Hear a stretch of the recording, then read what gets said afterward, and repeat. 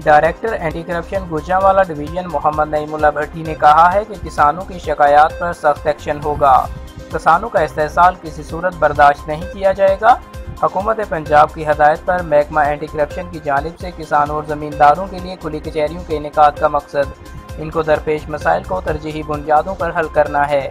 इन ख्यालात का इजहार उन्होंने आज यहाँ TMA हाल में किसानों और ज़मींदारों के मसाइल के हल के हवाले से मुनक्दा खुली कचहरी से खिताब करते हुए किया।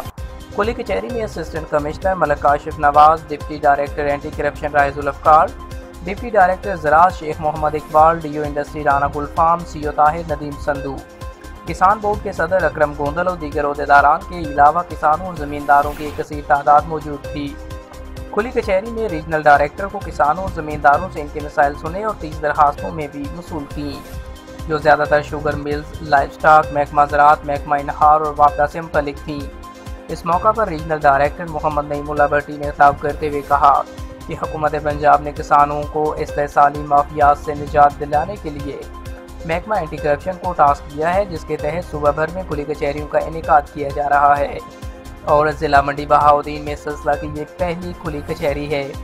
उन्होंने कहा कि किसानों और ज़मींदारों को इस्तेहसाल किसी सूरत बर्दाश्त नहीं किया जाएगा, क्योंकि काश्तकार ज़मींदार मुल्क में रीढ़ की हड्डी की हैसियत रखते हैं। इस्तेहसाली शुगर माफिया के खिलाफ क्रैकडाउन पूरी कुव्वत से जारी है। उन्होंने कहा कि हुकूमत पंजाब ने किसानों की बेहतरी के लिए कई इकदाम उठाए हैं ताकि ज़रूरी मईशत के ज़रिए किसान और आम आदमी खुशहाल हो सके।